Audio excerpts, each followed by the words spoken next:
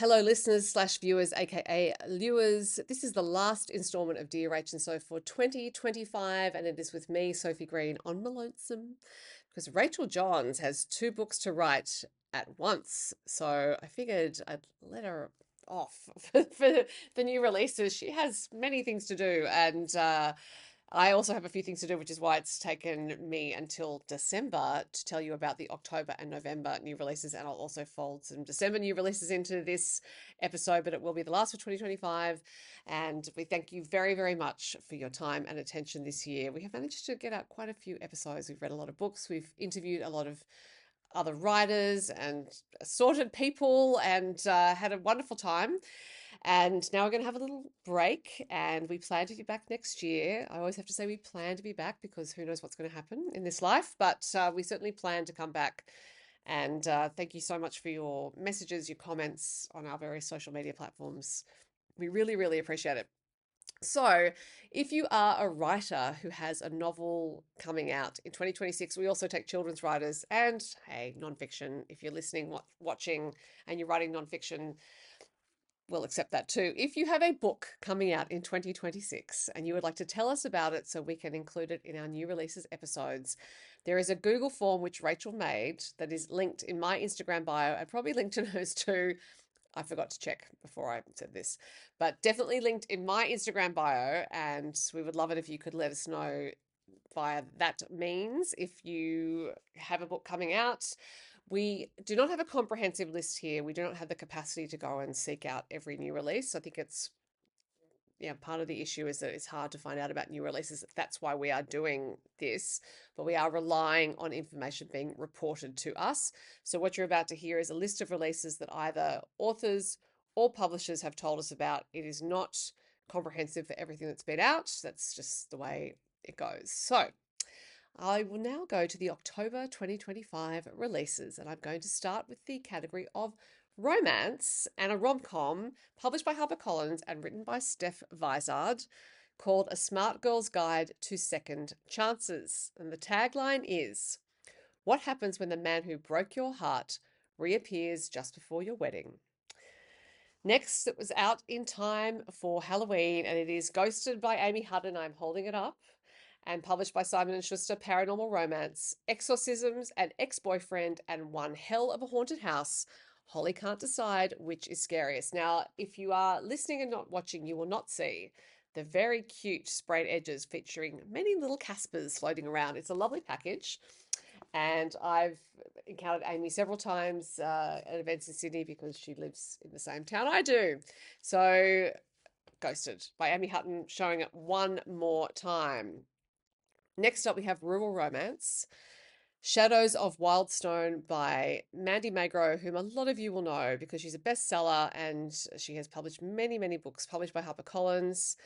And the tagline is, "Buried secrets rise to the surface in this rural set romance and mystery." Now, the next book I'm holding up for the camera is one I'm reading right now. It's called A Country Practice Christmas, and it is 4 novellas, actually, by Stella, Quinn, Penelope, Janu, Pamela Cook, and Renae Black. So 4 rural romance novellas, festive stories. I've loved this book. I'm on the last story at the moment, which is Renae's, and set the Christmas mood, but also just 4 really distinct voices, quite different stories. If you haven't read any or most of these authors, it's a really good way to be introduced to their work. So cannot recommend it highly enough. A Country Practice Christmas by those 4 great authors. So now moving into the crime category, a name you'll know, no doubt, Chris Hammer released a novel called Legacy, published by Allen and Unwin. Martin Scarsden flees an assassination attempt but lands in even more trouble with a deadly family feud, leaving him at death's door. So you may already have read that if you're a Chris Hammer fan. If not, you know it's out now. Into women's fiction we go. The Worst Thing I've Done by Claire Stevens, published by Allen and Unwin, a timely debut novel from an exciting new voice in women's fiction about cancel culture and appearance versus reality. Beloved author Tricia Stringer has a novel called The Road Trip, published by HarperCollins in October. It's the story of a family caravan holiday going horribly wrong on what should be the trip of a lifetime. And then we have historical fiction, A Great Act of Love by Heather Rose, published by Allen and Unwin. From the award-winning author of the Museum of Modern Love and Bruni comes an enthralling tale of legacy, love, and the making of champagne. Moving into November 2025, under the historical fiction category, just flowing from history to history, Judy Nunn, so well known, best-selling author, published a book called Pilbara in this month, and her publisher is HarperCollins. The tagline is, "Where survival is the only law, faint hearts will not last." Also in the historical category from HarperCollins is The Tangled Web by Tia Cooper. The sudden death of a beloved brother leads a young woman on a quest to find a missing boy and into a maelstrom of mystery, blood, and fear. We have Swallow by Ali Burnham, published by Westward Books. It's the true story of William Swallow, Australian convict and the last man put on trial for piracy in an English court. It's one of Australia's most romantic and untold stories. Moving into the crime category. At Cafe 64 by Shaden Berry, published by Echo Bonnier. What does it mean to be a victim is the tagline. Fleur MacDonald, a lot of you will know. She has a new book called The Missing, published by HarperCollins. From the best-selling author of The Prospect comes a gripping new mystery set in the rugged outback town of Kalgoorlie. So we have Pilbara and Kalgoorlie. WA is a theme. My West Australian co-host is not here. That's Rachel Johns, but I'm moving past it. So now, also in crime, we have A Disappearing Act by Joe Dixon, published by HarperCollins. From the best-selling author of The House and Now and Then comes a taut and twisty psychological mystery that asks, how well do we really know our closest friends? Now, here is a name you will definitely know. Brian Brown, beloved Australian actor, has a crime novel out called The Hidden. His previous novel, The Drowning, was a bestseller published by Allen and Unwin, as is The Hidden, and this is a new novel that is unflinching and gripping. Previous podcast guest Jack Heath has a new crime novel called Kill Your Boss, published by Allen and Unwin. Whoops, little slip there. It's a witty, page-turning, twisty whodunit from the best-selling author of Kill Your Husbands, perfect for fans of Benjamin Stevenson.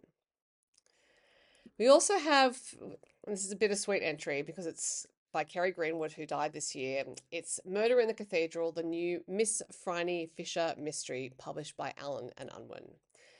We have Joanna Nell's new novel, The Funeral Crashes, published by Hachette, a delightfully heartwarming story of 4 or more funerals and at least one wedding from the best-selling author of Mrs. Winterbottom Takes a Gap Year. The category is not crime, the category is women's fiction. And we have a fantasy novel by Australian author James Islington, Hierarchy Book 2, published by Text. And the title of the book is The Strength of the Few. Now, moving into December 2025, of the novels we know about, interestingly, they're all romance for this month. Maybe we all need a bit of romance in Christmas time, I don't know. The first one is Home to the Heart Country by Libby Irix.